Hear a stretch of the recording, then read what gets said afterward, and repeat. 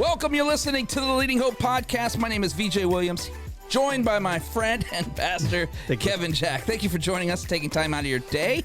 Become a better leader. If you're new, we release a new episode every Wednesday.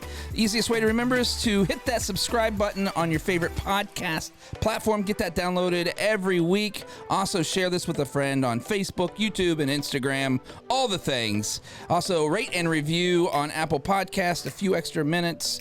Doing that will absolutely help get this in the podcast hands of so many more leaders just like you. And visit leadinghope.online to get updates and find out more about the Leading Hope community. Kevin, today we continue the series, All Things Change. We complete it today. That's what I meant to say. You're wrapping it up. Wait, we're also continuing it. 174.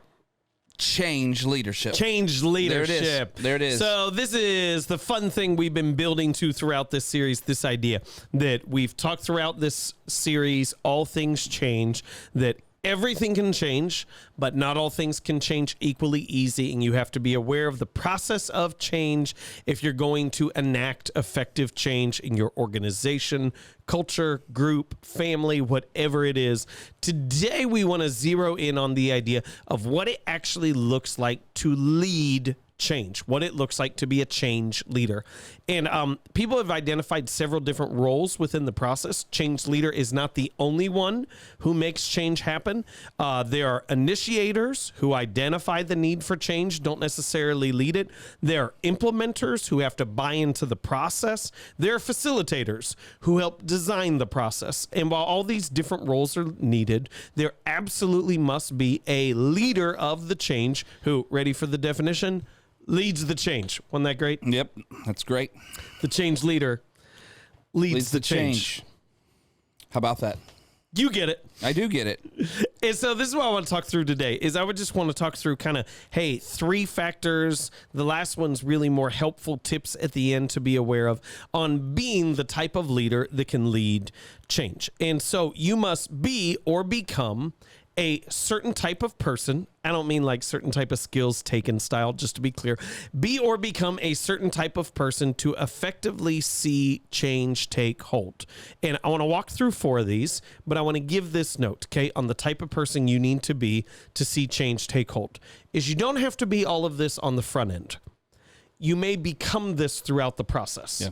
If you're going to see it all the way through, you will need to become all 4 of these things. But I want you to look at it and go, oh my goodness, I'm not that, and so this can't happen, because these can be developed throughout the change process. So the 4 things you need to be or become to see change take place. First one is a commitment to improvement.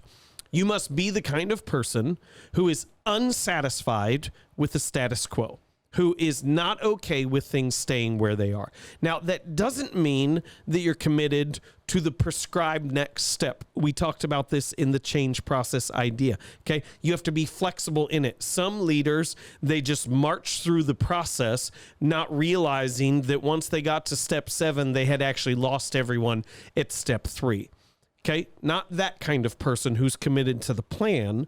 You need to be the kind of person who is committed to improvement over time. Second thing is you need to be someone who has emotional intelligence, someone who can read a room, someone who can read people, someone who can discern motivations, and the most effective skill of emotional intelligence you need is communication. Like, your communication skills are so paramount during designing a change process and leading through it. Third piece of the 4 of who you have to become is you need to be someone with influence.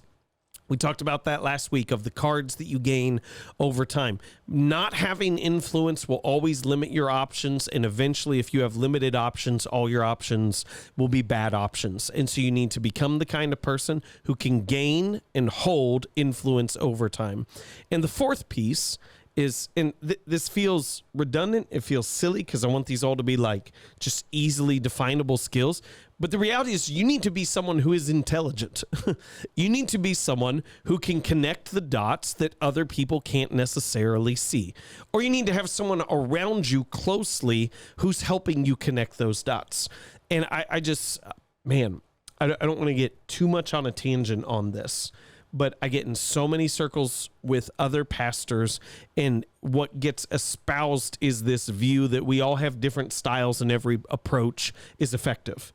And I always just want to pull back and just be like, wait, that's not going to work.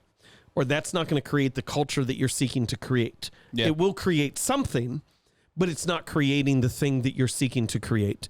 And I've just found that like the longer the more experience you gain, if you're aware, the quicker you'll be able to identify patterns, the quicker you'll be able to see the results, the outcomes that your initiatives lead to over time, which honestly, I don't believe it's necessarily just simply an IQ thing.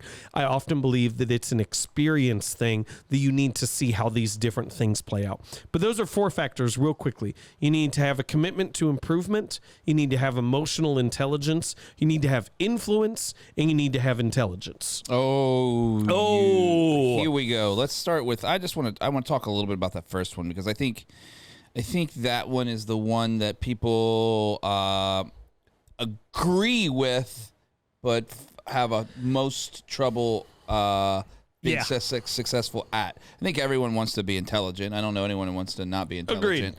Agreed. And they probably try to figure out how to do that. Same with influence. Everybody wants to have. I don't know anybody who goes, I don't want any influence and I'm in leadership. Yep. That's not going to work out well. Yep. Right? We get that. Go back to commitment to improvement. I think that's where we struggle is because here's my question. Go. How do you, I know that you're always looking to improve because we can always get better. That's the reason we're doing a podcast. How do you not make that feel tyrannical? Oh. I don't know. Yeah, because I think that's what people always. I mean, I would say that I could be maybe seen that way sometimes because I'm always looking for something to make it better, and we've done a series on that, and we know that if you're making something better, you're making something worse. But at the end of the day, how do you balance that kind of? If I'm always looking commitment to improve it, that I can be looked at. I just assume everybody wants it to get better.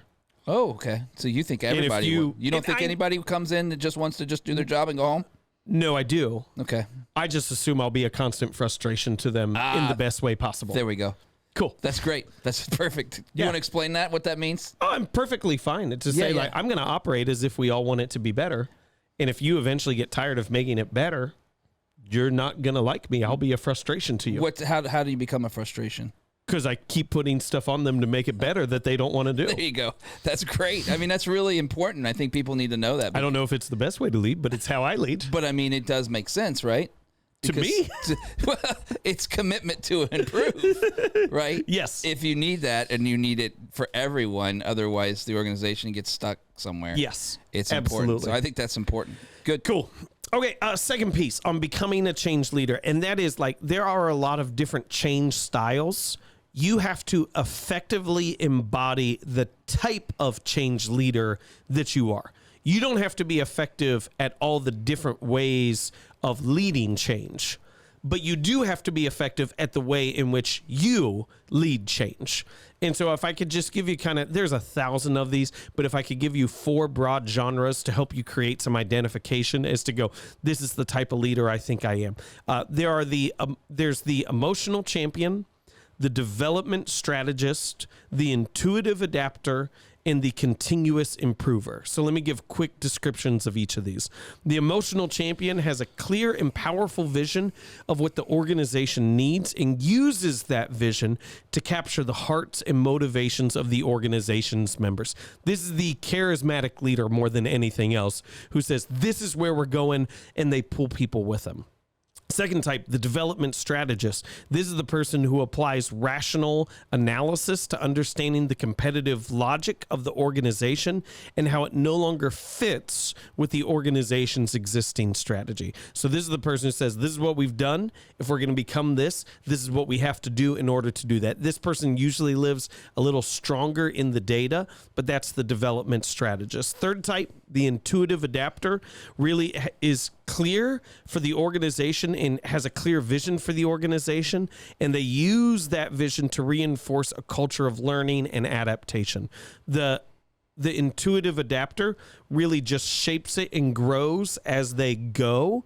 They're very good at continuous improvement, and they're very good at flexible in their plan. And then the fourth type is the actual continuous improver, that it analyzes the environment and seeks change by re-engineering systems and processes. So if I could spell this out just a little more clear, the emotional champion is very charismatic. The developmental strategist is very much a thinker and long-range strategist over time.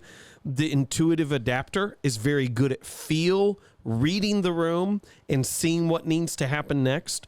And the continuous improver is the person who tinkers, who continuously makes small tweaks and changes over time that looks like leaps over a broader run of time. And so I would just say it is like, you don't have to be good at all four, but you do need to be good at one, and you do need to know which one you're good at.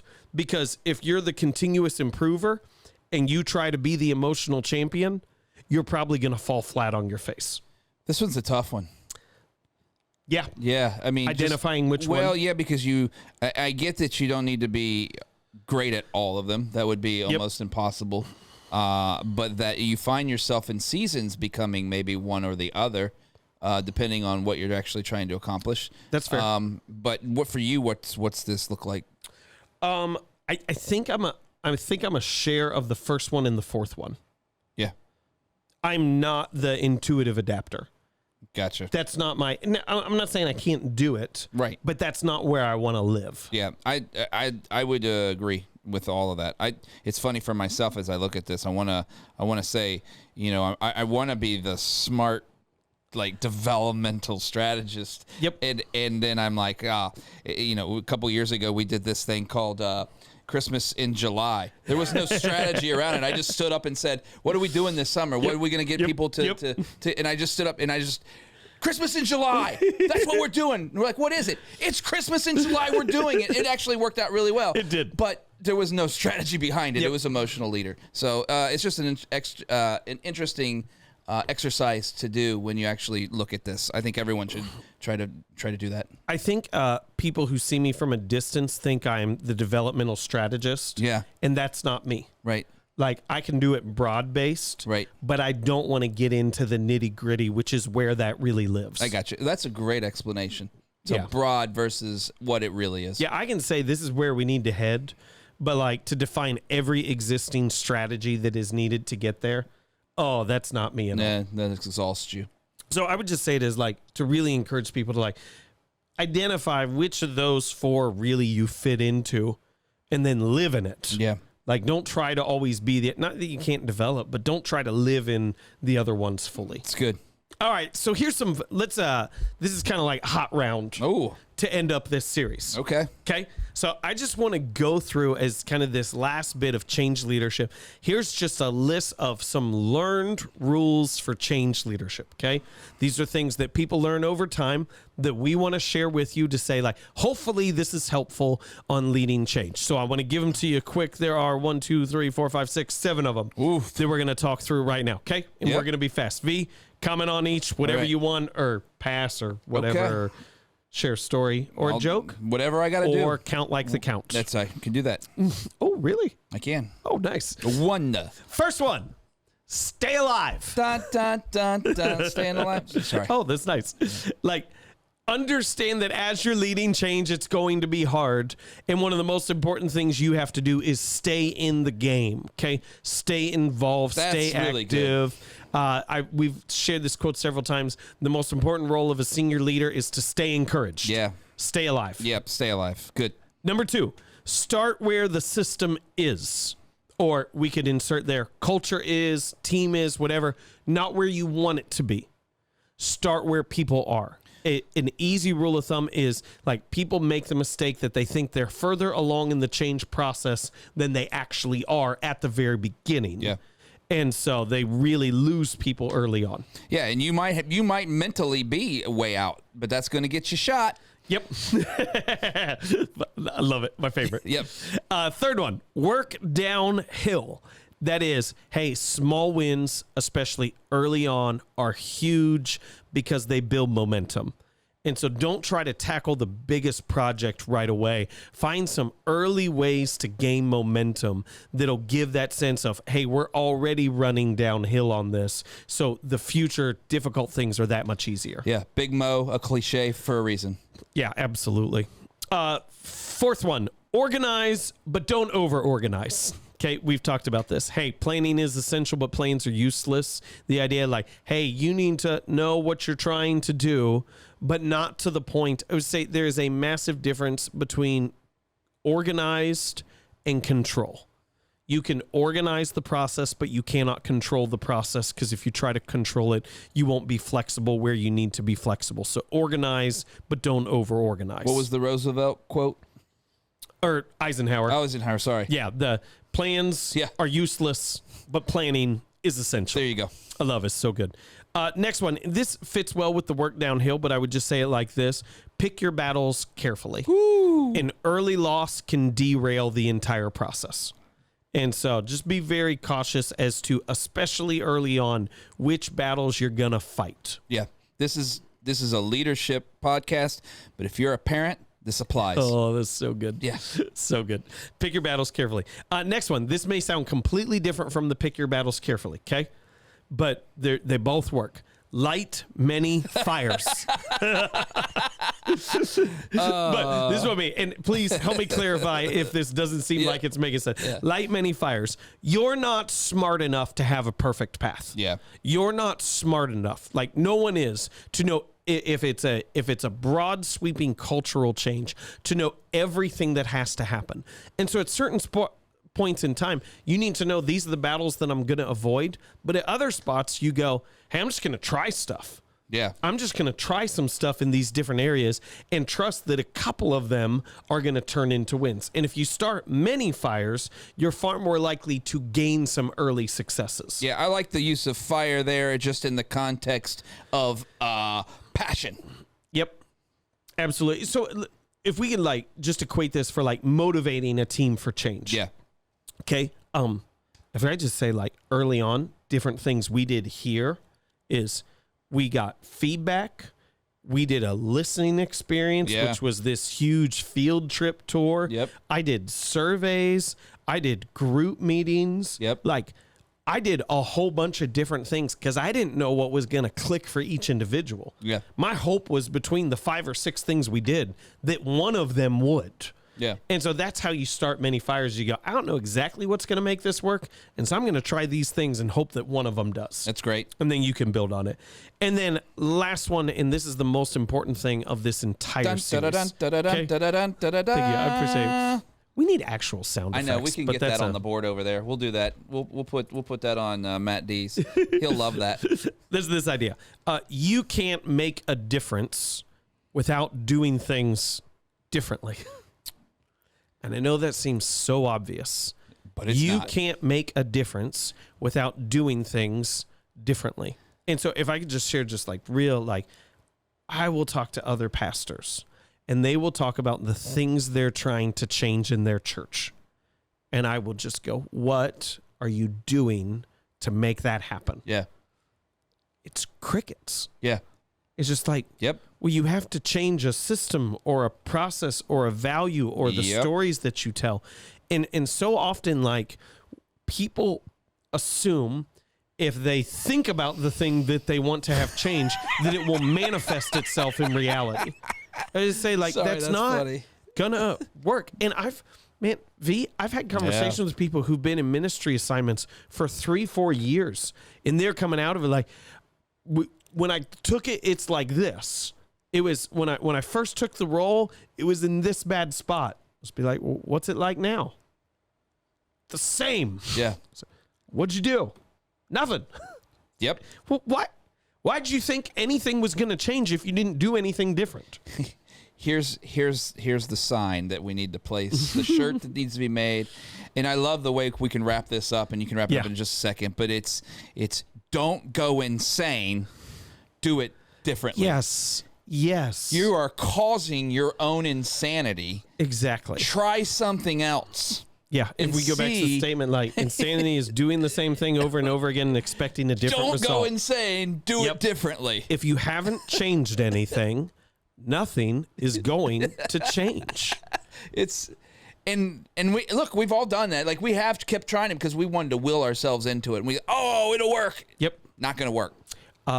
If every morning when I get my kids up,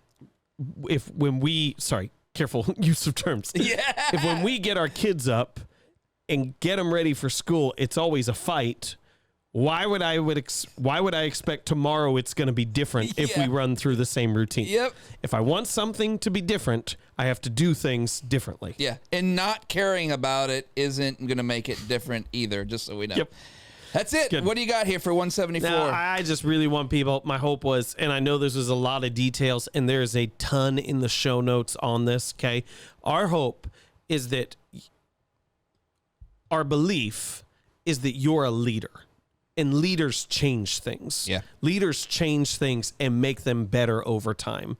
And so we don't want you to walk into a situation blind. We don't want you to be shocked at how hard it is. And we don't want you to kill the change from the start by fighting the wrong battles or not gaining influence. And so our hope throughout this whole series is to go, hey, we want to give you a comprehensive look of what factors into a change process, and then to define for you the type of person you need to become to lead that, because we believe that you can be the kind of person to lead effective change that will have a lasting impact, that will make our organizations better for the future. And that's what we want for you. That's awesome. Thank you so much for joining us today. We're so grateful for you joining us every week. If you're new to the podcast or haven't yet subscribed, to mean the world to us if you did that now. Also post about it, rate and review, or both. You won't believe how that helps get this podcast in the hands of so many more leaders like you that are trying to get better like us. We love hearing your stories. Keep those coming, and comment on the Instagram posts. We love to hear those and how it's working in your life and business. If you have a story, visit leadinghope.online and send that to us. We'd love to hear from you. And remember, everyone has 20 minutes to learn to become a better leader. Make it count. Woo!